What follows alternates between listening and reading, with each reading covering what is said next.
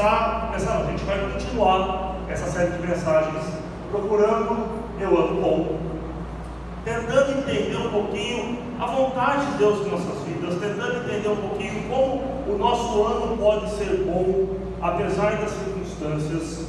A gente tem sempre aquela coisa de vai acabando o ano, vai acabando a nossa paciência, vai acabando o ano, vai acabando o nosso fôlego, a gente começa o ano bem, a gente começa o ano cheio de energia, mas vai chegando um momento do ano que a gente vai quase na inércia. Deixa as coisas acontecerem, o que a gente quer logo é, chega final de novembro, deixa eu receber a primeira parcela do 13º, deixa eu gastar a primeira parcela do 13º, chega dezembro, deixa eu receber a segunda parcela, deixa eu gastar a segunda parcela, ano que vem a gente vê o que faz. A gente acabou de passar o setembro amarelo, né? Acho que é setembro amarelo, outubro rosa, novembro, sei lá, deve ser azul. Eu sei que janeiro é vermelho, porque a gente já gastou tudo, não tem nada, a nossa conta está no vermelho, mas começa o ano, a gente está no mato. O problema é o momento que a gente está chegando. Normalmente a gente começa a olhar para o ano e falar, nossa, está acabando, então que acaba logo. Eu não sei como foi o nosso ano, mas a gente tende a ter esse desejo, acaba logo o ano, para começar um ano novo, para começar projetos novos, para começar energia nova, e aí a gente tem de novo a motivação para viver mais um pouco. Eu sei que semana passada a gente conversou um pouquinho, a gente trabalhou a ideia que Deus ele não tem um compromisso com os nossos projetos, Deus ele não tem compromisso nenhum com os nossos sonhos. Pelo contrário, Ele tem o sonho dele para as nossas vidas. O compromisso de Deus não é com o nosso projeto, mas o compromisso de Deus é com o projeto dele. O compromisso de Deus não é com o nosso sonho, mas o compromisso de Deus é com o sonho dele. Isso aqui em Pirassununga deveria ser muito natural. Quer ver um exemplo? Quem aqui é nascido aqui em Pirassununga? Levanta a mão para eu saber. Ó, você pode ver, a minoria é nascida aqui na cidade. A maioria veio de outro lugar. Eu duvido que alguém, quando criança, jovem, fala assim, não, o meu sonho é um dia ir para Pirassununga. É o meu desejo. Não, existe Paris, existe Londres, Nova York, mas não. O meu sonho é Pirassununga. A gente está inserido num contexto onde Deus procede com o projeto dele e com o sonho dele nas nossas vidas. E a gente terminou semana passada dizendo, olha, Deus sempre nos surpreende, porque Ele tem o melhor dele para as nossas vidas. Mas presta atenção, porque hoje eu quero conversar um pouquinho sobre isso. Deus tem o melhor dele para as nossas vidas. A diferença é o seguinte, o que é o melhor dele? Eu estou falando que Deus tem o melhor, não o mais gostoso, porque o melhor nem sempre é o mais gostoso. Quer ver um exemplo? O que é melhor? Comer alface ou comer chocolate? O que é mais gostoso? Comer alface ou comer chocolate? O melhor nem sempre é o mais gostoso. O melhor nem sempre nos dá prazer. Quando eu falo que Deus nos surpreende, que Deus tem o melhor para as nossas vidas, a gente precisa começar a entender e talvez traduzir um pouquinho o que é o melhor de Deus para nós. O que Ele tem preparado para nós. Com certeza é o melhor. Com certeza faz parte do projeto dele. Com certeza Ele nos surpreende com esse projeto. Mas a gente tem que começar a entender que o melhor nem sempre é aquilo que a gente quer, nem sempre é aquilo que é saboroso, nem sempre é aquilo que é fácil de engolir. Quer ver? Vamos ler o texto bíblico. Abre sua Bíblia lá na carta de Tiago, no capítulo 1, para a gente ler do verso 1 até o verso 8.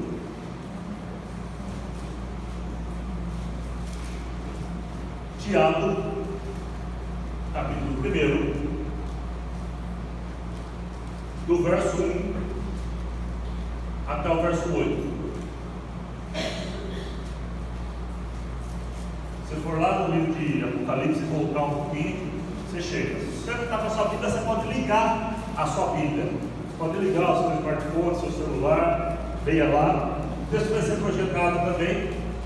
Tiago, capítulo 1, verso 1 ao verso 8, diz o seguinte: Eu, Tiago, servo de Deus e do Senhor Jesus Cristo, envio saudações a todo o povo de Deus espalhado pelo mundo inteiro. Só vou fazer uma pausa antes da gente continuar lendo. Essa introdução do Tiago, ela já nos dá uma ideia para quem esse texto foi escrito. Ele está deixando claro que o texto foi escrito e a salvação que ele envia é o povo de Deus espalhado pela face da terra. Então o que a gente vai conversar aqui hoje parte dessa premissa, que isso vale para aqueles que conhecem a Deus e reconhecem Deus como seu Senhor e Salvador. O que a gente vai conversar hoje não serve para todo mundo, mas é designado ao povo de Deus. Tiago, inclusive, vai dizer isso em outros momentos da carta dele. Tem um versículo de Tiago que ele fala o seguinte: vocês creem que Deus é Senhor? O diabo também crê nisso. Teme e treme diante disso. Não basta conhecer, não basta crer, mas tem que reconhecer esse Deus como nosso Senhor e Salvador. E o texto de Tiago está deixando claramente, é para esse público que eu estou escrevendo. Para os servos de Deus, para aqueles que seguem a Deus, para aqueles que têm a Deus como seu Senhor e Salvador. Então esse texto é notoriamente para a gente. Tá? Então o Tiago está escrevendo para a gente. E aí ele diz o seguinte: meus irmãos, sintam-se felizes quando passarem por todo tipo de aflições, pois vocês sabem que quando a sua fé vence essas provações, ela produz perseverança. Que essa perseverança seja perfeita, a fim de que vocês sejam maduros e corretos, não falhando em nada. Mas se alguém tem falta de sabedoria, peça a Deus, Ele dará, porque é generoso e dá com bondade a Deus. Porém, peçam com fé e não duvidem de modo nenhum, pois quem duvida é como as ondas do mar que o vento leva de um lado para o outro. Quem é assim, não pense que vai receber alguma coisa do Senhor, pois não tem firmeza e nunca sabe o que deve fazer. Vamos conversar um pouquinho antes da gente entrar no texto. O Tiago que escreveu esse texto aqui não é o Tiago apóstolo, um dos 4 amiguinhos que estavam no barco, que a gente canta a musiquinha desde criança: Pedro, Tiago, João do barquinho. A gente não canta, mas tem André do barco ali também. O Tiago que escreveu esse texto aqui não é o Tiago apóstolo. Quando esse texto foi escrito, Tiago apóstolo já tinha morrido. Esse texto bíblico, quem escreveu foi o Tiago, irmão de Jesus. Ele não é o único irmão de Jesus que escreve textos na Bíblia. O livro de Judas, que antecede o livro de Apocalipse, também é escrito por outro irmão de Jesus, Judas. Então, o Tiago que está escrevendo esse texto bíblico aqui é o Tiago, irmão de Jesus, que tem essas pronúncias, que diz isso para a gente, que depois vem se tornar um líder da igreja, reconhecido por toda a igreja naquela época. E ele está escrevendo no seguinte contexto: o livro de Atos vai contar a história de um homem chamado Estevão. Foi o primeiro mártir, foi o primeiro homem que sofreu no nome do Evangelho, e esse homem morreu por confessar Cristo como seu Salvador. No contexto que aconteceu isso no livro de Atos, no contexto em que Estevão morreu, havia muitos judeus que se converteram ao cristianismo, que estavam ali centralizados em Jerusalém. Com isso, surge um medo, surge então um temor deles, inclusive aumenta uma perseguição para esses judeus, que tem uma nova forma de pensar, que contraria muito o que o judeu acreditava de séculos atrás. Então esses caras começam a ser perseguidos, começam a sofrer com isso. E aí o texto bíblico diz que eles são espalhados por toda a face da terra. E aí, lógico, eles chegam numa cidade nova, chegam em novas terras, com novas culturas, e aí eles têm uma certa demora para se firmarem ali, tem uma certa demora para constituírem de novo, terem um emprego, terem assim, um salário, terem uma renda.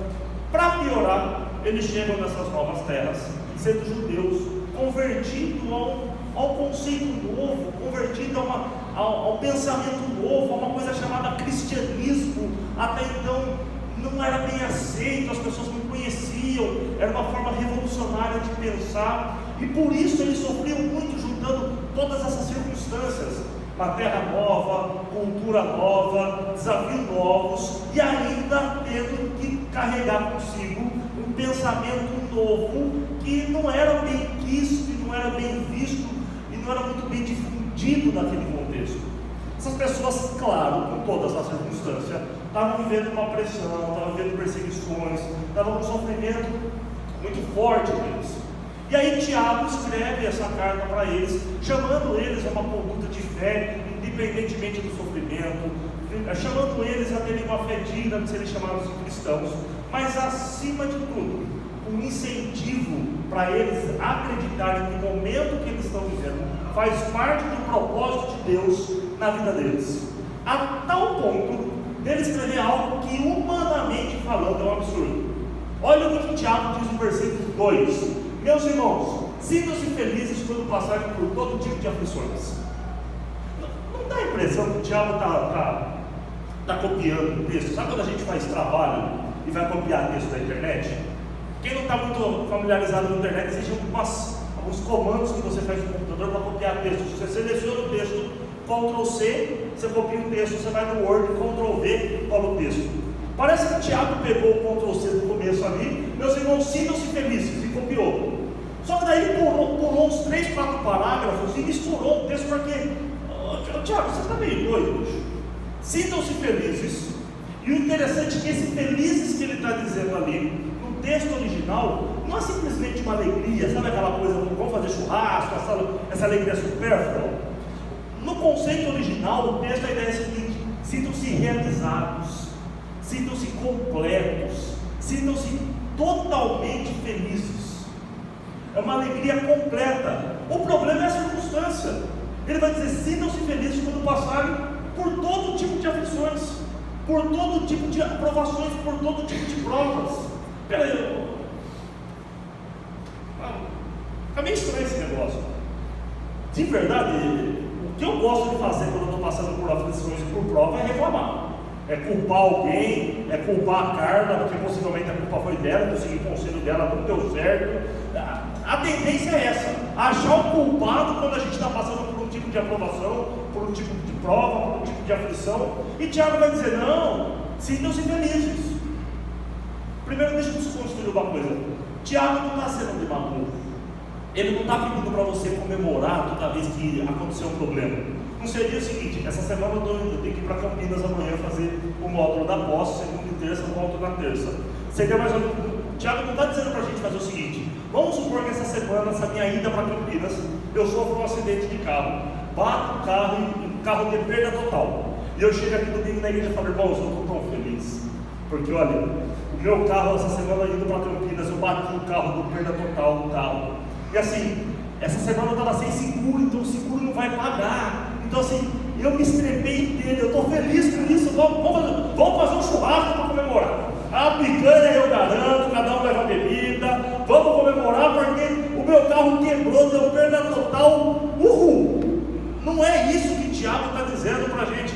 Ele não está sendo demagogo dizendo: não, toda vez que você passar por aflição, faz um churrasco. Toda vez que você passar por aflição, faz um culto de louvor, faz uma comemoração. A diferença é que essa palavra aflições, no texto original, é uma palavra que fala, é como se fosse uma prova. É a mesma palavra que ele prova que o ouro é puro e que o ouro é verdadeiro. O que Tiago está dizendo é: fique feliz quando a sua fé for provada e aprovada.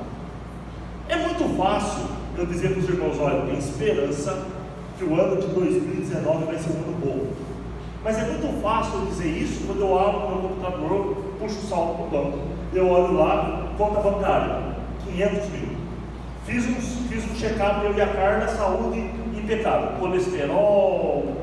O médico até falou para mim: não, pode comer bacon à vontade. Aí é muito fácil eu chegar e falar assim: não, eu tenho esperança que o ano que vem vai ser ótimo. Estou olhando a conta bancária, ela está top. Estou olhando a saúde minha e da minha família, está bem. O que o Tiago está dizendo é o seguinte: não, a esperança, a fé, ela se fortifica, ela se solidifica quando você abre o seu computador, puxa seu extrato, ao invés de ter 500 mil positivos, tem 500 mil negativos. E ainda assim você vai fazer um check-up, o médico fala: ó, coisa está feia, viu? Vamos comer só alface daqui para frente. Aí sim a nossa fé fala assim: não, ano que vem, mesmo com essas circunstâncias, o ano que vem vai ser um ano bom. O Tiago está dizendo é: sintam-se felizes quando a fé de vocês for aprovada diante da prova e ela for purificada. Tiago parte do princípio que essa aflição, ela tem 3 características diferentes de qualquer outra. Ele parte do princípio que essa aflição, ela vem do Senhor, ela tem um tempo restrito e que, acima de tudo, ela tem um propósito. Ela vem do Senhor, ela tem um tempo determinado por Deus para acontecer, e ela tem um propósito. Isso quebra alguns paradigmas. Eu não sei se você já teve essa ação. Alguém chegou e contou alguma coisa para você, tipo, eu sonhei com você, sei lá, ia sofrer um acidente essa semana. O que o pessoal faz? Meu Deus, bate na madeira, procura madeira e quer bater na madeira porque, Aí a igreja evangélica pegou e transformou isso de uma forma gospel. Se alguém falar assim, eu sonhei com você, que você ia sofrer um acidente essa semana, está amarrado em nome de Jesus. Isso não vai acontecer. Como se a obrigação divina fosse só de nos trazer paz, fosse de nos trazer refrigério, fosse de nos trazer bonança. O princípio de Tiago é que a aflição, quem está nos fazendo passar, é Deus, de uma forma didática. Se a gente continuar olhando o texto bíblico aí na sua Bíblia, você vai ver que no versículo 3, no versículo 4, ele vai dizer que ao passarmos por isso, nós alcançaremos maturidade. Ela vem de Deus, ela tem um tempo e ela tem um propósito. Dá uma olhada que interessante, um ditado árabe que diz o seguinte: o sol sem chuva, ele cria deserto. Pega uma criança e dá tudo que ela pede. O que ela pedir? Experimenta não dizer não para essa criança. Você não vai estar criando uma criança, você vai estar criando um monstro, um bicho, qualquer coisa menos uma criança. Vai ficar chata demais essa criança. Daqui a um Deus vai ter vontade de pegar essa criança, a cabeça dela e tacar na parede. Não dá. Você não está criando uma criança, está criando um bicho. A aflição do Senhor em nossas vidas, ela é didática. Por isso que Tiago fala, a gente tem que se sentir feliz, porque é o princípio de que Deus está investindo em nossas vidas, é o princípio de que Deus está moldando as nossas vidas, é o princípio que Ele está cumprindo com o propósito dEle e com a vontade dEle. É feliz quando a minha fé ela é aprovada, quando Deus faz as coisas de acordo com a vontade dEle. E quem está dizendo isso, talvez a gente esteja dizendo isso, conversando sobre isso, e você fala assim, pastor, é muito fácil pregar sobre isso. Realmente, pregar sobre isso é muito tranquilo, o problema é viver isso. É muito bom estar aqui na frente dizendo isso, o problema é quando isso vem aberto no nosso calcanhar. Mas quem está dizendo isso é Tiago. E ele se apresenta nada mais, nada menos como servo de Deus. E ele é o cara que experimentou isso na prática. No entanto, depois que ele escreveu essa carta, entre 15 ou 20 anos depois que ele escreveu essa carta, ele morreu apedrejado por continuar confessando o nome de Deus. Esse Tiago, eu já falei outrora, ele era irmão de Cristo. E olha o que diz João, capítulo 7, verso 5. Até os irmãos de Jesus não criam. Tiago passou por um processo de maturar a fé dele, de realmente amadurecer, de realmente a fé dele crescer, a tal ponto dele se apresentar como servo do Senhor. Ele não é qualquer servo. O texto original ele está dizendo doulos, que ele é na verdade escravo de Deus, aquele que não vive de acordo com a sua vontade, mas aquele que vive de acordo com a vontade de Deus. Tiago, quando está dizendo isso para os cristãos, olha, sintam-se felizes quando passarem por todo tipo de aflição, ele está dizendo no contexto, eu sei o que eu estou falando, porque eu também vivo e já vivi isso. Eu também sofri e sofro por ser servo do Senhor. Eu não sei se você viu nesse meio político que a gente está, muitas pessoas se posicionaram, né? Vota em tal pessoa, vota em tal pessoa. E uma das pessoas que se posicionaram foi uma modelo chamada Fernanda Lima. Ela deu a indicação de quem nós deveríamos votar, porque seria o melhor para a nossa nação se nós votássemos em tal candidato. Eu não vou falar quem é, vou pôr na internet aí, você vai ver. Mas a maior crítica que falaram para a Fernanda Lima depois da posição dela foi o seguinte: para você é fácil falar, você mora nos Estados Unidos, seus filhos estudam nos Estados Unidos, o seu marido é o Wilbert lá, né? É o Rodrigo Wilbert, que é parecido com o pastor Rafael. Então, assim, para você é fácil falar, né? Quero ver, mora aqui e dá ideia para votar nessas pessoas, mas continua morando aqui.